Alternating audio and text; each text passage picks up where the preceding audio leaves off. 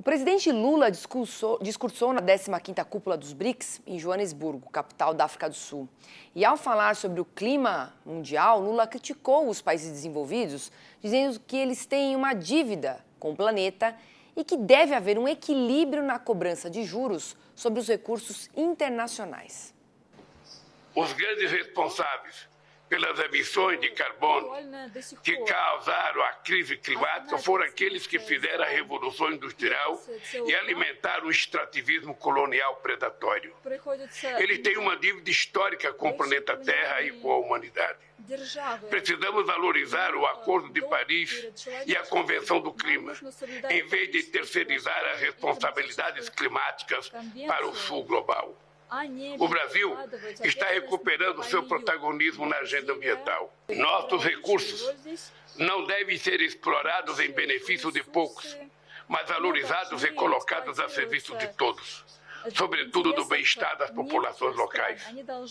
Mas, para que as promessas já feitas pelos países ricos sejam cumpridas, o financiamento climático e de biodiversidade deve ser verdadeiramente novo e adicional em relação ao financiamento ao desenvolvimento.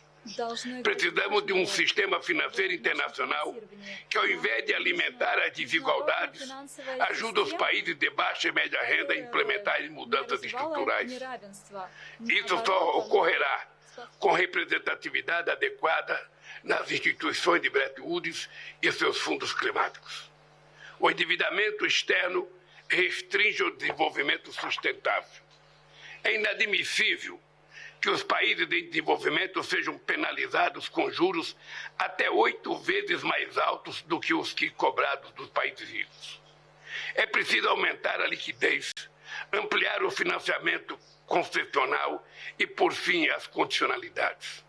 O sistema multilateral de comércio deve ser reavivado para voltar a atuar como ferramenta para um comércio justo, previsível, equitativo e não discriminatório.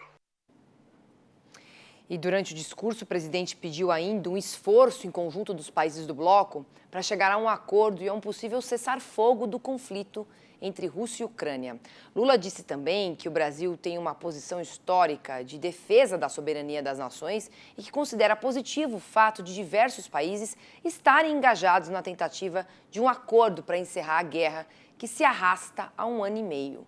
E reforçou o posicionamento positivo à entrada de novos países no bloco e de uma moeda única para transações comerciais. Atualmente, o BRICS detém quase a metade da população mundial, trazendo uma força econômica muito grande e criando espaço para os países com maior necessidade estarem nos discursos dos fóruns na decisão da ONU. Nós vamos chamar agora o Miguel Daoud, porque eu quero falar com ele o seguinte: você não acha que essa discussão, Daoud, ela é mais política do que prática no BRICS? E vou falar melhor, porque cada região tem uma dificuldade, né? Então, a Europa enfrenta um problema sério de energia, os Estados Unidos estão preocupados com a China aí podendo assumir a hegemonia econômica, política e militar, e o Lula que quer ganhar força no cenário político. Dá para convergir todos esses interesses a um bem comum? Boa tarde para você, seja muito bem-vindo.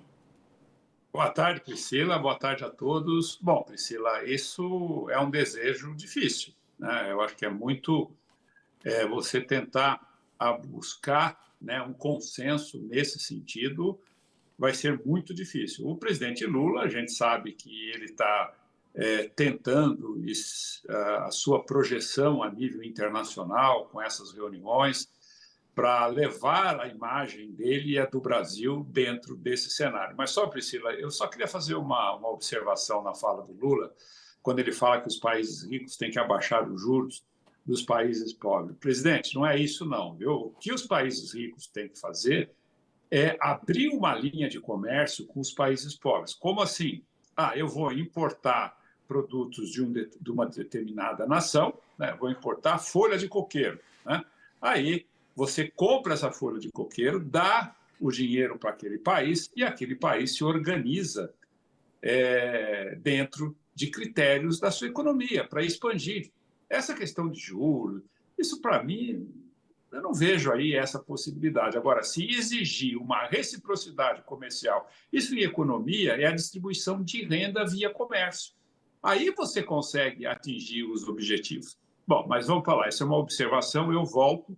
Como você colocou, Priscila, os BRICS hoje, eles têm aí 48% da população mundial, é um peso econômico. A China está se tornando um grande player na Ásia ali, tem a Índia, a China e os outros países que vão ter uma força muito grande. Então, eu acho que isso é muito positivo.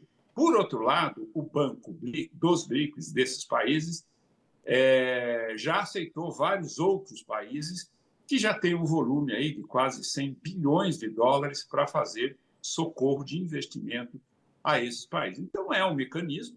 O Lula reivindica protagonismo na ONU, né? Os países teriam que ter representação ali para poder, nas comissões, avaliar certas situações. Agora, eu vejo como positivo. Eu acho que os BRICS eles têm condições, o Brasil tem que se valer disso para aproveitar pela questão comercial, pela questão de desenvolvimento.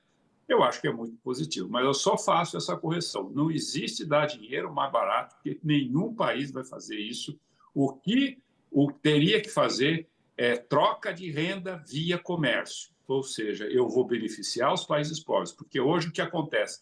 Os grandes países eles estão segurando e se protegendo e aliviando do sistema mundial os países mais pobres. E não é esse discurso que vai mudar essa realidade. Agora, se eu abrir o comércio, você pode ter certeza, Priscila, que o mundo vai melhorar muito. Mas, infelizmente, o homem é predominado individualmente pela ganância e coletivamente também pela ganância. É o que a gente vê aí.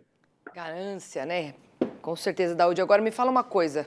Falando aqui de uma outra fala e uma situação. O presidente russo, né, ele esteve presente virtualmente, né, ontem, e hoje estava presente o chanceler da Rússia, né? E o Lula condenou a invasão da Rússia à Ucrânia, fez isso publicamente, tá? E na frente do chanceler. Você acha que ele está convergindo com a maioria das nações do mundo para o fim desse conflito? Sim, e o Lula, Priscila, muito bem colocado por você. O Lula foi muito criticado, né? Quando ele disse que a questão da Ucrânia e da Rússia era um problema deles, que tanto a Rússia quanto a Ucrânia erraram nessa guerra. Não é bem assim, né? A gente sabe, está óbvio, que a Rússia invadiu, né, a Ucrânia, matando civis, atacando os hospitais, escolas, prédios, né, não públicos, onde tem ali uma população significativa. Então, o Putin está erradíssimo nisso. E o Lula tentou ali, vamos fazer um acordo, você não está errado. Não. Eu acho que a Rússia, sim, tem que ser condenada, né, por essa agressão que ela fez à Ucrânia. E o Lula percebeu que o objetivo dele, que é maior que tudo isso, né, ele falou, não, espera aí, eu tenho que concordar com o mundo. Sim. Então, o Lula, ele adapta, o discurso dele vai se adaptando a uma necessidade política. Às vezes, ele escorrega na maionese, né, Priscila, como muitas vezes escorregou, mas não deixa de ser positivo. Você tem que defender, sim, a Ucrânia e dizer que a Rússia foi agressora nesta guerra. Tá certo, Daúde. Obrigada aqui pela sua participação mais uma vez. Uma boa tarde. Boa tarde, um abraço a você, um abraço a todos.